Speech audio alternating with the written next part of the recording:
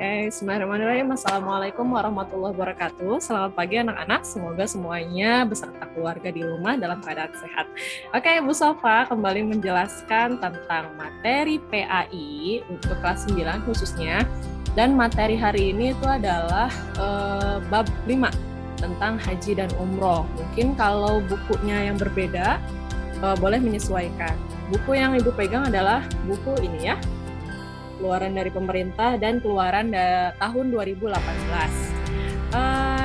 Kalian bisa lihat bab 5 ini dijuduli dengan dahsyatnya persatuan dalam ibadah haji dan umroh. Ya, kenapa dijudulkan seperti itu? Karena memang untuk haji dan umroh sangat menguras tenaga, terus menguras emosi dan juga harta. Oleh karena itu, judulnya juga dengan nama seperti itu. Supaya lebih gampang dipahami, untuk haji itu lumayan berat. Kita ambil contoh kalian misalkan di sekolah selama 1 minggu, ya tanpa pulang ke rumah. Kira-kira gimana? Enak nggak? Enggak kan? Harus tidurnya bareng sama temen, nggak ada kasur lagi gitu ya, karena kasur hanya ada di UKS. Terus mandinya juga gantian, kamar mandinya. Terus baju juga kan terbatas, ya kayak gitu. Apalagi kalau para jemaah haji yang ke Mekah, ke negara lain, bareng sama tamu-tamu dari negara lain, Amerika, Afrika, Nigeria, terus apalagi Irak, Iran, Asia juga banyak yang ke sana dengan sifat yang berbeda, kebiasaan yang berbeda. Tentu harus ada penyesuaian dari kita ya. Gak bisa kita enak-enakan. Biasanya di Indonesia orangnya ramah-ramah, kok di sana kok agak jutek. Pasti kan mikirnya, aduh, kok nggak enak ya gitu. Nah, kita nggak bisa karena harus menyesuaikan karena kita juga tamu di Mekah ya. Terus udah gitu cuaca di sana berbeda sama di kita yang tropis. Di sana kalau bener-bener panas itu panas cuacanya. Kalau dingin-dingin sekali. Makanya para jemaah haji kebanyakan banyak yang ngedrop ketika sampai di sana karena kaget badannya ya, nggak biasa. Nah, itulah dengan ragamnya permasalahan di sana, jadi para jamaah haji itu walaupun belum terlalu kenal, belum kenal dekat, harus menjaga satu sama lain, ya. Karena 1 minggu di negeri orang harus benar-benar terjaga keamanannya.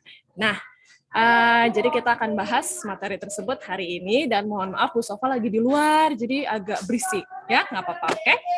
Abaikan suara-suara yang ada di luar. Oke, untuk haji dan umroh, di buku kalian yang jika sama dengan Bu Sofa, itu bisa dilihat di halaman 84, ada dialog Islami yang bisa menggambarkan secara garis besar tentang haji. Jadi di sana ada pemerannya Farhan dan Roshid, di sana menjelaskan tentang bahwa yang namanya haji itu tidak hanya sekedar mampu saja. Jangankan kalian, Bu Sofa aja waktu dulu belajar, haji itu buat yang mampu. Sementara pikiran kita untuk yang mampu itu banyak duitnya kan. Nah, padahal untuk haji itu berarti harus mampu dari segi fisik, harta, dan juga transportasi. Ya, fisik berarti apa? Badannya sehat, kuat, ya. Kalaupun mohon maaf jika disabilitas itu tidak dikenai kewajiban untuk berhaji.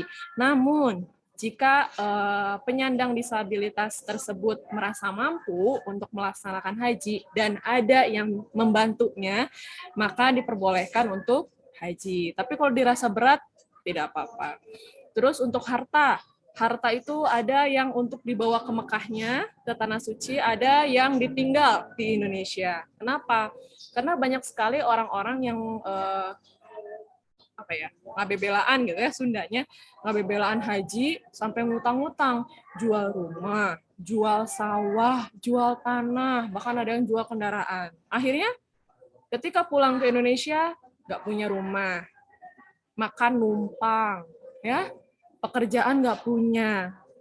Padahal titelnya haji gitu, kasarnya seperti itu. Nah, kita jangan sampai seperti itu. Kalau memang ada kecukupan harta untuk haji, berangkatlah. Tapi kalau ternyata pas-pasan, ya tidak ada yang bisa kita pakai ketika pulang dari tanah suci, maka lebih baik tidak berangkat dulu hajinya, dikumpulkan lagi uangnya, gitu ya. Terus untuk transportasi, alhamdulillah sekarang sudah menggunakan pesawat terbang. Dulu pakai kapal, ya, pakai kapal laut. Itu perjalanannya Bu Sofa dengar itu kurang lebih pulang pergi ya 3 sampai 4 bulan, tergantung letak di mana bagian mana di Indonesia yang kita tinggal gitu kan. Semakin jauh dari pelabuhan kita semakin jauh juga kan untuk sampai.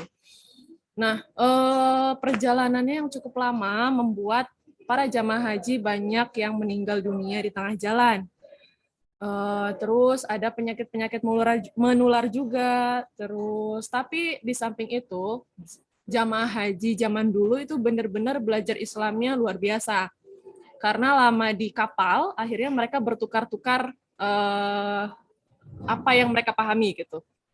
Bertukar-tukar ilmu. Nah, kalau Bu Sofa misalkan nih jago ngajinya misalkan. Nah, terus ternyata teman Bu Sofa yang dari daerah Papua dia jago materi fikih. Nah, kita tukeran lah materi karena sambil nunggu perjalanan dari Indonesia ke Mekah lewat kapal. Itu lama banget ya, padahal pelaksanaan hajinya itu hanya 1 minggu, kurang lebih ya. Tapi alhamdulillah sekarang sudah ada pesawat, jadi rentang perjalanannya lebih sedikit dan penularan penyakit juga lebih terkendali ya sekarang karena tenaga medis maupun alat medisnya sudah mumpuni. Oke. Itu selayang pandang tentang haji. Kita beralih ke halaman 86. Di situ ada pengertian haji. Nah, Bu Sofa sudah rangkum, jadi kita bisa bandingkan antara yang ada di buku dan ada yang di catatan ini ya. Oke.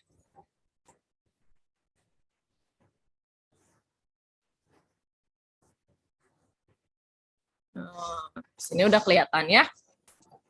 Yang pertama itu ada pengertian haji. Di sini Bu Sofa sudah stabilokan supaya lebih jelas. Nah, di sini ada berasal dari bahasa Arab yaitu hajja, menyengaja. Jadi harus disengajakan. Nggak bisa iseng yuk haji gitu. Isengnya kok mahal sekali Mbak ya. Jadi kalau haji itu menyengaja, harus benar-benar disengajakan, harus betul-betul dipersiapkan. Jangan sampai ada persiapan atau pelaksanaan yang kurang ya atau yang salah. Harus semuanya sesuai dengan aturan yang ditentukan. Terus di sana ada penjelasan, oleh karena itu wajib bagi yang mampu fisik, harta, dan transportasinya. Untuk mampu fisik, harta, dan transportasi tadi sudah dijelaskan sama Bu Sofa ya. Dan ada 3 macam pelaksanaan haji dan umroh. Yang pertama itu ada ifrad, walaupun tulisannya ifrad ya, bacanya ifrad. Ifrad ini pelaksanaannya jadi haji dulu, baru melaksanakan umroh. Dan yang kedua itu adalah tamatu, umroh dulu baru haji. Yang ketiga adalah kiron, haji dan umroh dilakukan bersamaan. Dan biasanya karena masalah usia, masalah keuangan, masalah tenaga, itu membuat para jemaah haji ada yang memilih poin 2 atau poin 3 ya. Dan untuk pemilihan cara menggunakan poin 1 atau ifrad, itu adalah cara yang paling utama ya. Jadi haji dulu baru umroh. Untuk yang B dan C, untuk yang 2 dan 3 tidak disalahkan. Namun pelaksanaannya harus diganti dengan denda. Bukan diganti ya, dibarengi dengan pembayaran denda atau DAM tulisannya, DAM. Dendanya apa? Dendanya yaitu harus menyembelih hewan kambing di tanah suci, atau jika tidak mampu boleh diganti dengan berpuasa 3 hari di tanah suci, 7 hari di tanah air atau di negara asal. Total jadi 10 hari berpuasa ya. kalau tidak mampu menyembelih hewan kambing di tanah suci. Itu ya, khusus untuk cara tamatu dan kiron. Harus bayar denda. Tapi tetap sah kok ya, haji umroh itu tetap sah. Terus yang kedua, syarat bagi calon jamaah haji. Nah, setiap kegiatan itu pasti harus memenuhi syarat untuk mencapai kesuksesan atau sahnya sebuah ibadah gitu ya.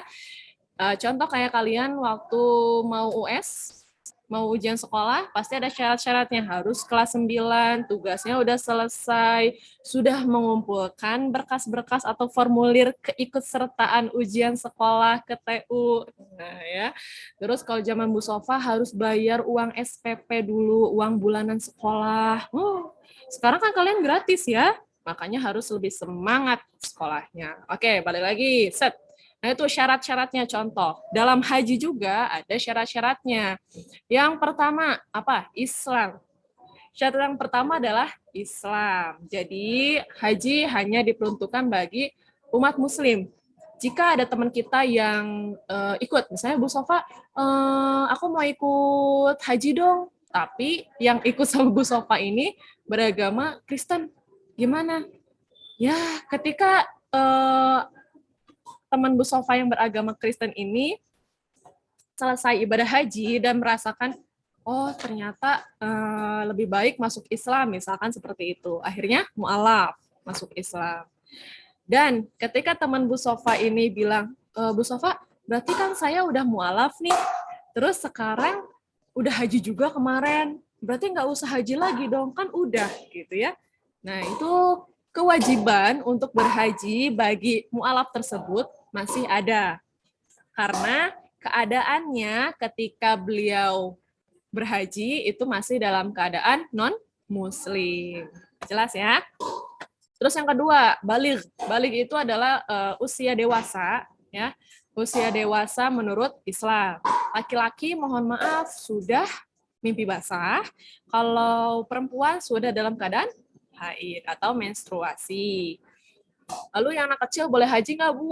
Boleh-boleh aja. Misalkan mau ngikut ke orang tuanya karena nggak ada yang jaga di rumah, atau buat pembelajaran, boleh. Tapi nanti ketika sudah dewasa, dia sudah memenuhi syarat-syarat berhaji, tetap harus haji, ya. Masih ada kewajiban berhaji. Karena waktu pas kecil, dia haji itu belum memenuhi syarat, hanya sebagai rekreasi lah kasarnya ya buat dia. Terus yang ketiga adalah berakal sehat. Berakal sehat di sini lebih maksudnya ke sehat rohani.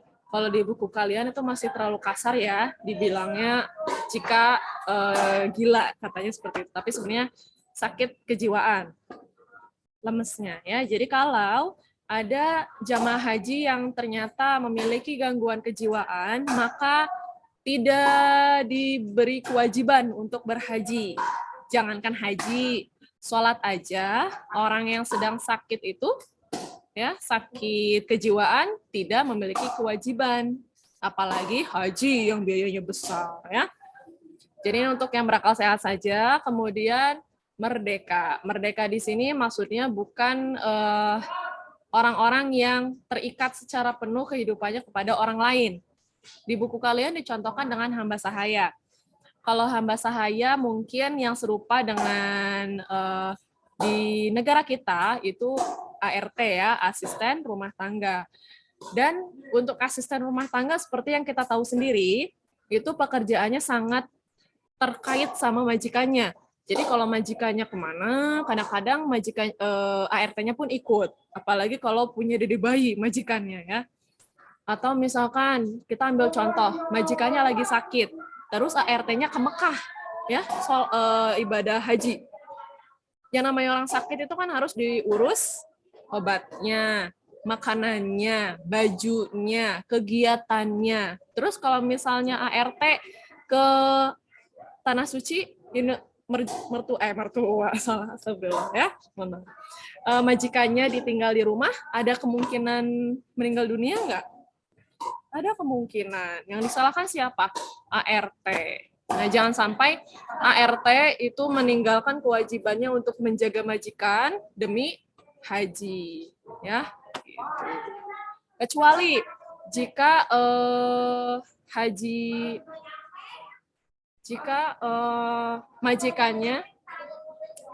majikannya ini berangkat haji, maka ART boleh ikut gitu ya. Nah, kalau misalnya majikan ke tanah suci, ART ikut melaksanakan haji itu boleh ya. Terus yang terakhir adalah mampu. Nah, mampu di sini tadi yang sudah Bu Sofa jelaskan ya, mampu fisik, harta, dan transportasi. Misalkan dari kelima syarat ini, yang absen pertama itu Abian ya. Abian, misalkan Bu, ternyata tiket pesawat mahal. Abian nggak bisa bayarnya, belum ada uangnya, harus nabung lagi. Nah, berarti syarat Abian sebagai calon jamaah haji belum terpenuhi ya. Tuh. Walaupun yang belum terpenuhi hanya tiket pesawat, jangan sampai ngutang-ngutang. Ini ibadah, lebih baik sepunyanya kita ya, jangan sampai ngutang-ngutang. Tinggal nabung lagi. Yang ketiga adalah rangkaian kegiatan ibadah haji. Rangkaian kegiatan ibadah haji itu kalau di buku kalian terpisah. Kegiatan rukun apa saja, kegiatan wajib haji apa saja, ya. Memang karena beda fungsinya gitu ya. Kalau rukun haji, ya nih rukun haji itu kalau ada kegiatan rukun haji yang terlewat atau tertinggal, maka hajinya batal atau tidak sah. Maka harus mengulang di tahun berikutnya. Terus kalau wajib haji itu jika ada kegiatan wajib haji yang tertinggal atau terlupa, itu bukan lupa mah dimaafkan ya. Kalau tertinggal atau tidak dilakukan, maka hajinya tetap sah, tapi harus membayar denda atau dam sesuai pelanggaran yang dilakukan. Jadi lebih fatal rukun haji ya, langsung batal hajinya. Tapi ya antara rukun haji dan wajib haji jika dilanggar sama-sama nggak enak. Jadi harus dilakukan semuanya. Nah, kita startnya itu dari kegiatan ihram dan niat. Kalau ihram itu kalian tahu pakai baju putih-putih itu ya. Kalau bapak-bapak biasanya pundaknya terbuka. Ihram dan niat. Ihram dan niat haji itu dilakukan di tempat dan waktu yang sudah ditentukan. Tempat dan waktu yang ditentukan. Dari segi waktu sudah bisa dimulai dari bulan Syawal ya sampai tanggal 10 Zulhijjah. Tapi karena banyaknya tamu dan pembagian waktu juga supaya kebagian haji semua, akhirnya kalau di Indonesia secara rundown atau kegiatan biasanya di tanggal 8 Zulhijjah. Ya. Terus kalau dari segi tepat, kalau ihram itu mikotnya atau tempat ihramnya dilakukan di daerah Yalamlam. Nah, ini tete Bu ya, Yalamlam.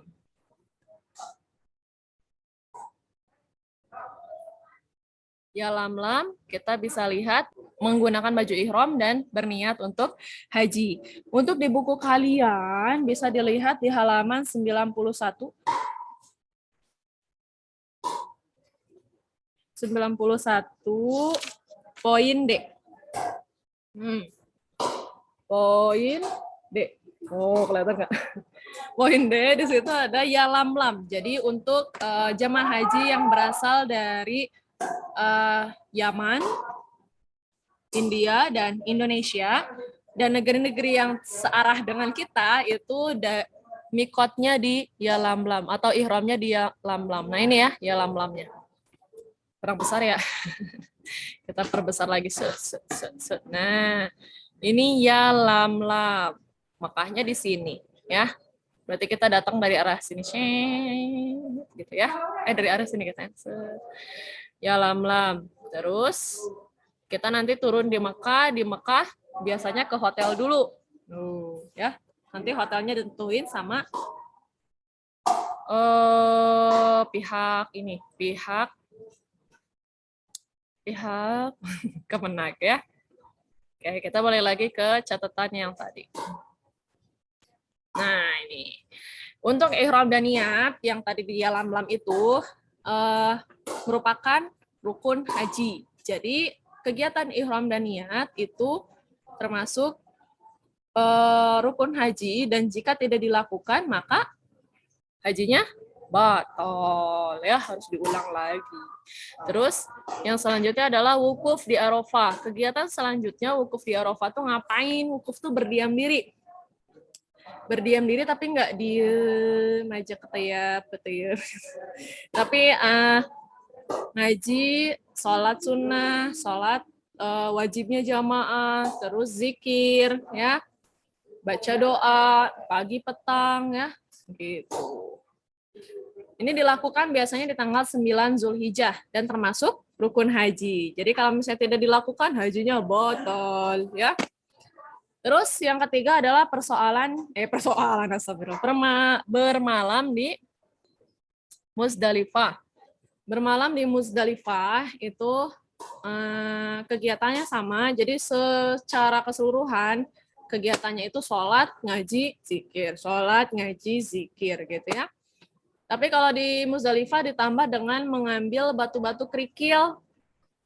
Untuk apa? Untuk melempar jumroh. Ini dilakukan di tanggal 9 sampai 10 Zulhijjah. Ya, 9 itu perkiraan aja ya, sebenarnya batasnya sampai 10 Zulhijjah. Dan termasuk wajib haji. Jadi kalau bermalam di Muzdalifah tidak dilakukan, hajinya tetap sah, tapi harus membayar denda.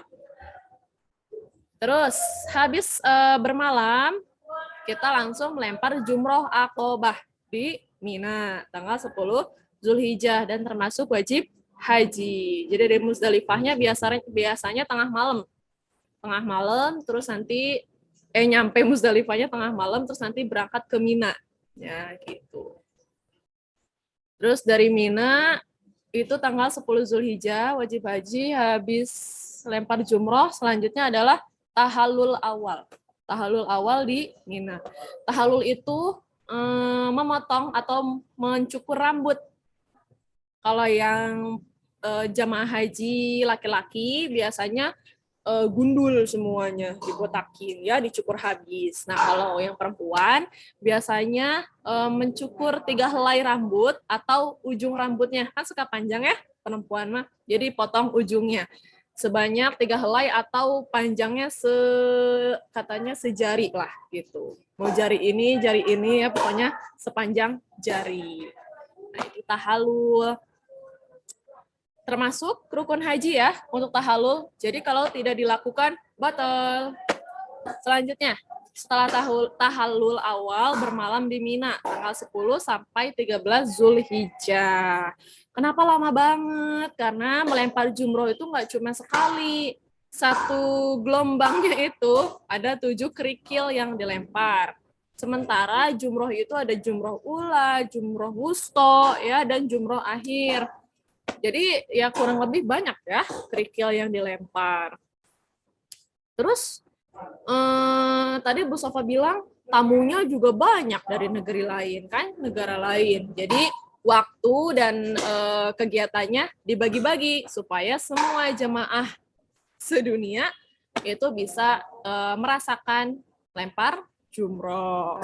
Kegiatan lempar jumroh itu nggak cuma selempar batu doang gitu ya, tapi itu adalah simbolis agar jemaah haji membuang sifat-sifat jelek selama di Indonesia. Misalkan Bu Sofa tukang ngegosip nih, pas haji ya ketika melempar jumroh saya tidak akan menggosip lagi. Misalkan Pak Salim, misalkan Pak Salim selalu ngejailin temennya. Nah berarti nanti pas lempar jumroh, nanti saya nggak bakal ngejailin temen lagi. Nah, seperti itu. Nanti ketika pas ke Indonesia, sifat-sifat jelek itu jangan diulang lagi. Kan udah lempar jumroh. Supaya hajinya mabrur atau haji yang diterima oleh Allah. Haji yang diterima teh kumaha? sifatnya bagus, ilmunya bertambah. Ya, kalaupun ilmunya tidak bertambah, berusaha untuk belajar terus ilmu agama. Itu mah haji-haji, ngagosip-ngagosip. Ya. Jadi waktunya lama, 10 sampai 13 Zulhijjah. Dan wajib haji. Untuk di Indonesia, tanggal 10 sampai 13 Zulhijjah, ngapain, Ci? Untuk tanggal 10 sampai 13 Zulhijjah di Indonesia itu adalah sholat Idul Adha sama menyembelih hewan kurban. Jadi jangan lupa ya. Itu mah ditanya pasti di Indonesia ngapain tanggal segitu? Diem. Padahal di sana tanggal 10 sampai 13 Zulhijjah, tanggal 10-nya kita sholat Idul Adha, habis itu kita lanjut menyembelih hewan kurban. 11, 12, 13-nya kan hari tasyrik. Ya, ingat kan? Jadi di Indonesia kegiatannya itu di Tanah Suci kegiatannya melempar jumroh. Ya, habis melempar jumroh di Mina, selanjutnya para jemaah haji kembali ke Mekah untuk melakukan tawaf ifadah. Jadi berkeliling Ka'bah sebanyak 7 kali. Dan dimulainya dari mana ke mana? Dari Hajar Aswad, batu hitam yang ada di salah satu sudut Ka'bah, dan berputarnya melawan jarum jam. Ya, kalau jarum jam itu ke kanan, kalau berarti melawan ke kiri ya. Berarti muternya ke kiri sebanyak 7 kali, bermula dari Hajar Aswad, berakhir di Hajar Aswad lagi, gitu ya. Dan termasuk rukun haji, jadi harus, kalau tidak batal. Sa'i itu berlari-lari kecil dari Bukit Sofa ke Bukit Marwah. Dan termasuk rukun haji juga tanggal 13 Zulhijjah. Untuk tawaf dan sa'i itu kan disunahkan berlari-lari kecil ya. Tapi kalau jemaah haji perempuan karena tenaganya lebih kecil dibanding laki-laki, maka tidak harus lari-lari kecil. Jalan biasa juga nggak apa-apa. Dan kalau di sa'i di Bukit Sofa Marwah kan namanya juga gunung ya. Kalau misalkan jemaah perempuan itu nggak harus sampai puncak. Kan sekarang mah bentuknya bertingkat-tingkat ya, jadi ada kayak liftnya, jadi nggak harus ke gunungnya langsung. Kalau yang perempuan itu tidak harus sampai puncak, karena tenaganya kalah dibanding para jemaah laki-laki. Untuk sa'i. Setelah sa'i, jika belum tahallul, ya boleh tahallul sani bagi yang belum. Di mana? Di Mekah. Nih, ini kan tahallul awalnya di Mina, kalau misalnya belum boleh tahallul sani di Mekah. Setelah tahallul sani, barulah kita melakukan tawaf wada, ya, tawaf perpisahan. Jadi berkeliling Ka'bah lagi 7 kali lagi, tapi karena kita mau pulang ke Indonesia, ke tanah air, makanya ada tawaf wada dan termasuk wajib haji. Jadi kalau tidak dilakukan tetap sah, tapi harus membayar denda. Nah, dari tanggal 8 sampai 14 itu kurang lebih kan hampir mau 1 minggu ya. Jadi kegiatan yang cukup padat membuat para jemaah haji cukup kelelahan. Tapi yang namanya bertemu dengan Ka'bah itu kata beliau senangnya luar biasa. Jadi jangan kalian Bu Sofa juga belum. Jadi untuk untuk jamaah haji Bu Sofa juga masih membayangkan. Jadi seenggaknya kita kenapa sih belajar haji gitu ya? Seenggaknya kita bisa membayangkan kegiatannya apa aja gitu. Terus melihat persatuan jamaah haji selama kegiatan itu tuh gimana. Berarti ini kan berat ya, harus saling membantu. Gitu, ya. Dan supaya kalian tahu juga, untuk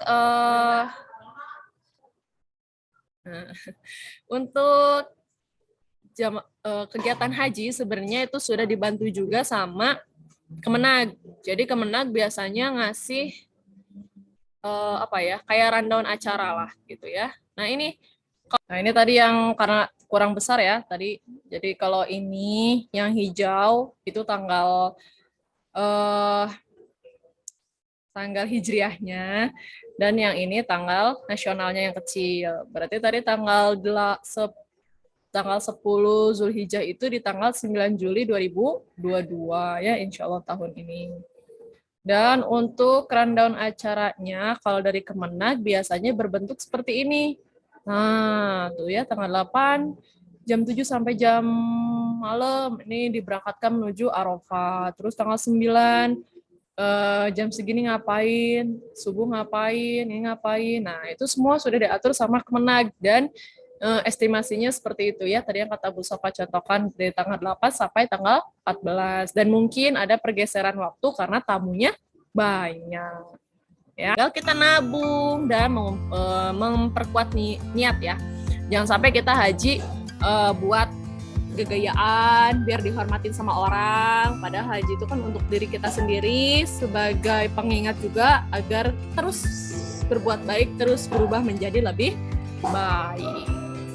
Mungkin itu saja penjelasan tentang haji dan umrah dari Bu Sofa. Nanti untuk materi selanjutnya, insya Allah minggu depan. Tunggu video selanjutnya ya. Terima kasih. Assalamualaikum warahmatullahi wabarakatuh. Jangan lupa dicatat di buku tulis ya.